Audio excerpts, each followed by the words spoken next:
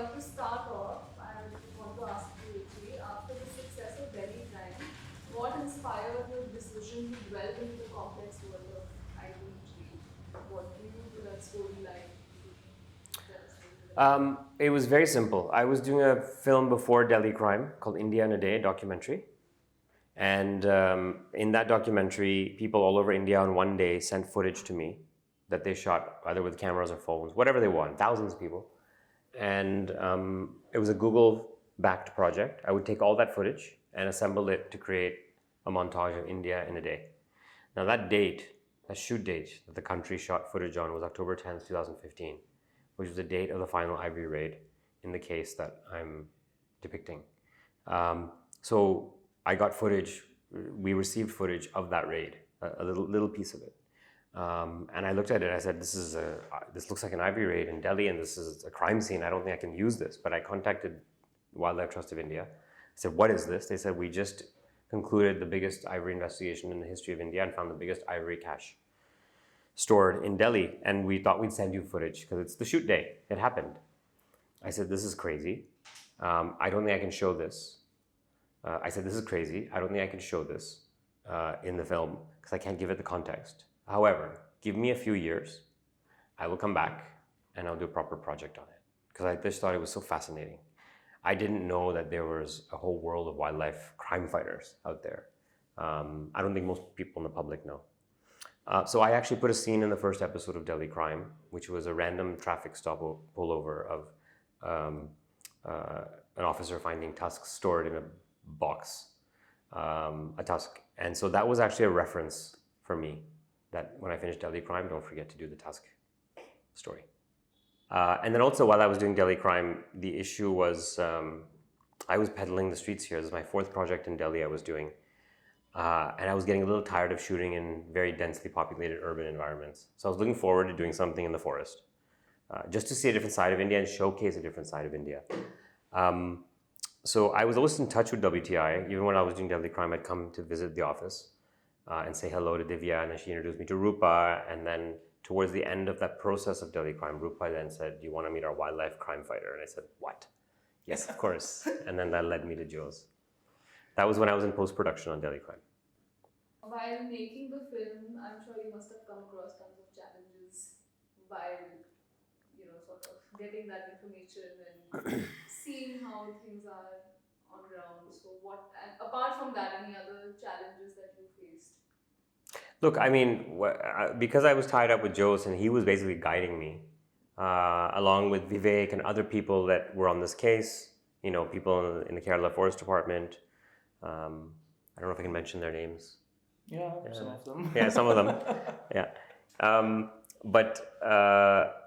Forest Department, even WCCB, all these people were involved in this big case. So, but Jose was my guide into it, introduced me to some other people as well.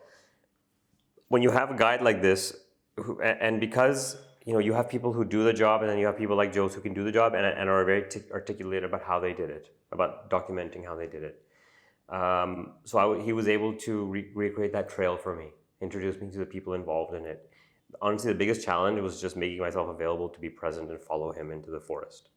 But I would say the biggest logistical challenge was to shoot this story with a large crew, because we had a large crew, obviously with the support of all the authorities, including the Forest Department, with minimal impact in the natural environment. Because for me, it was very important that we're able to show the real spaces.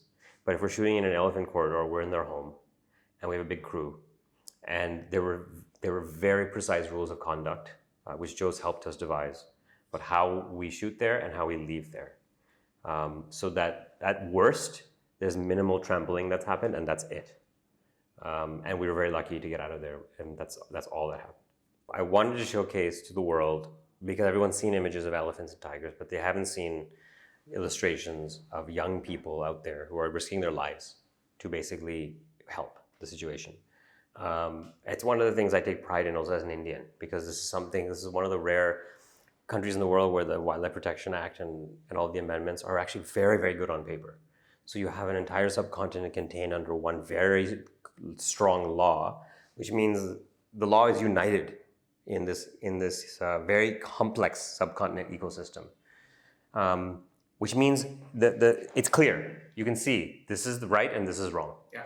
And then you have all these people who have rallied behind this in India, says we're going to do everything we can to protect this. And that's rare. That's rare anywhere in the world. So that gives me pride as an Indian too. People talk, when they talk about wildlife, everybody is happy. But I think beautiful. this is an opportunity to tell people that it is not all that what you see on screen is beautiful wildlife. Yes. And there is beautiful wildlife in this. There is beautiful wildlife, but there's probably issues around it. Yeah, issues around it and how we have to tackle it. Yeah. What is a key message that you would want the audience to sort of see the series, and what do you think would be that impact that it would have on the viewers? The message for the audience. Several messages. One, and this is why it's a series and not a film, because it's quite vast. As I've already talked about, I hope people are as inspired by people like Jose and people like you all who are working in this field. I want to inspire young people around the country and around the world to say, I want to do that. There's a way for me to do that. And it's not just you become an evolutionary biologist and go study this stuff. There's on-the-ground work that needs to be done. I want people to understand the consequences of every aspect of our relationship with the natural world. Doing it in a very interesting way, of course. I want people to see that law and order, like Joe said, in an everyday manner, affects every living, breathing creature on Earth. That the law of the land affects an elephant just like it affects us. And I also want people to understand that likely the default position of every other living being on Earth is that they're afraid of us. And I think that's a problem.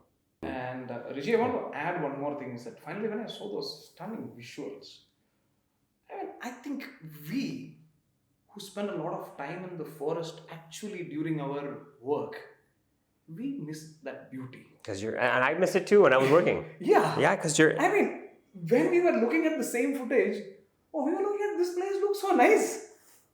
We were walking the same forest like 100 times. Yeah.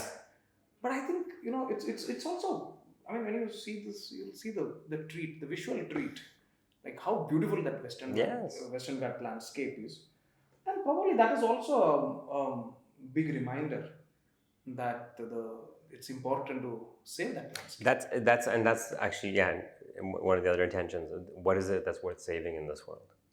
That's what I want to remind people of.